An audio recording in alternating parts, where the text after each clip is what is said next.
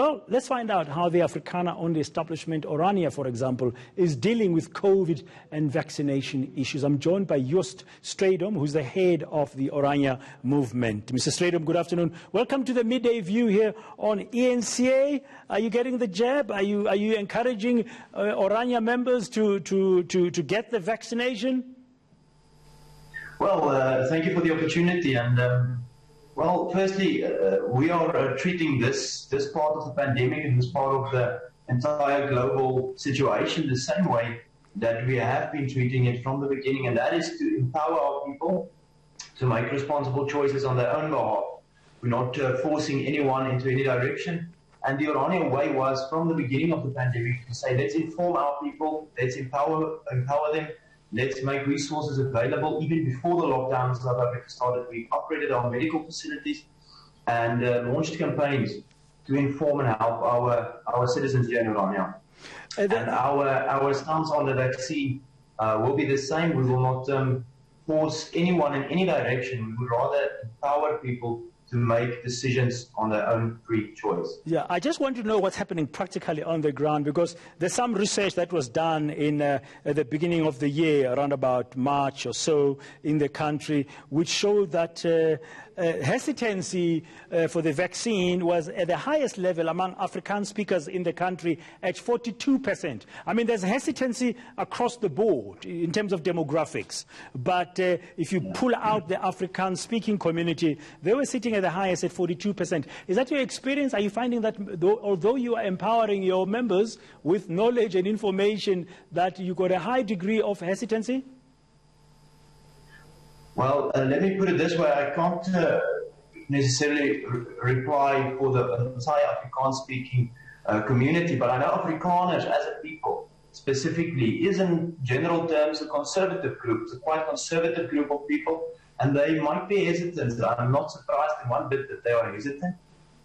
We are, as I said, a conservative community, and if I can quote Ronald Reagan saying that trust but verify, and I think that's the attitude that a lot of Afrikaans speaking, or specifically then Afrikaner people might have, is to say, yes, we trust, but we also want to verify.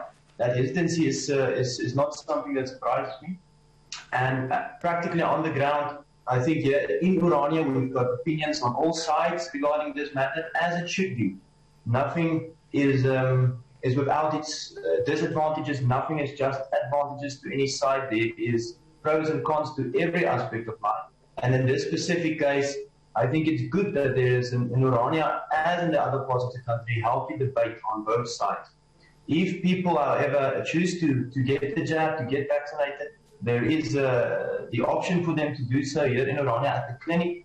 But I think Afrikaners as a broad group might be waiting a bit and seeing what the effect is to either side taking the vaccine or not.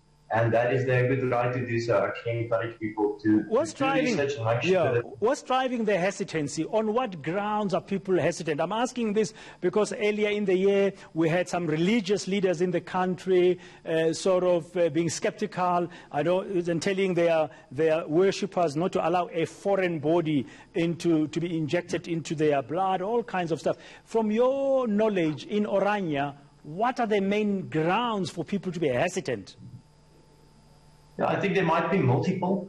I think Afrikaners, obviously, as a community, is also very religious, and Orania specifically, we like to be proud of the fact that we're a Christian community. I think the hesitancy is to a much larger degree the time frame of the vaccination and the research.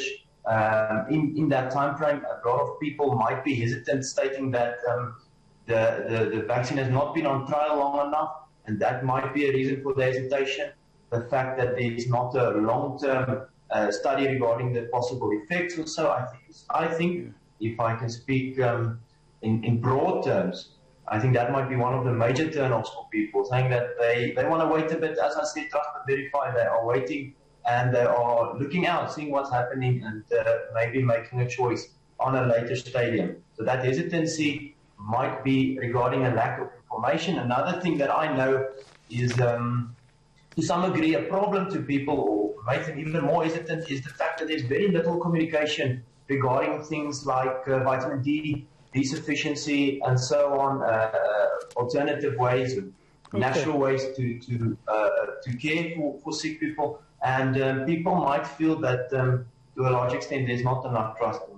Okay, they think the time was too short. Yeah, I've got two other people who are going to join us now. Don't go anywhere, Mr. Strydom. I'm going to bring in Professor Musa Mushavela from University of KwaZulu-Natal's Research and Innovation Department, currently the acting Deputy Vice Chancellor, and also a friend in the media, a colleague, Robert Marawa, who's a sports journalist. He's known quite a bit for that.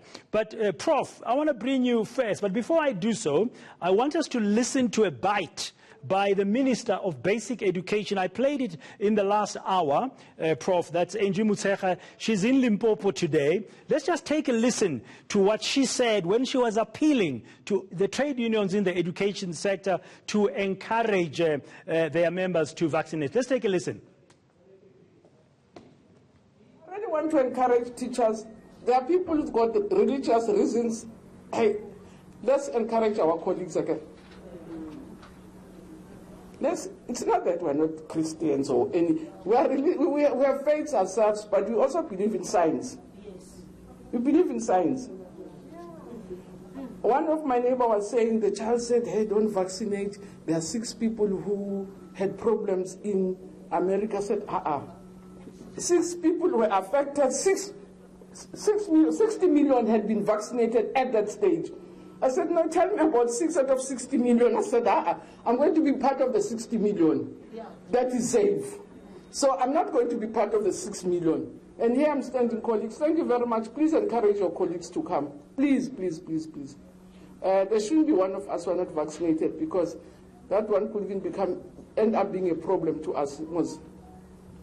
But I don't want to seem to be pressurizing people to vaccinate. And I'm glad that unions are here. Please speak to your members. Oh.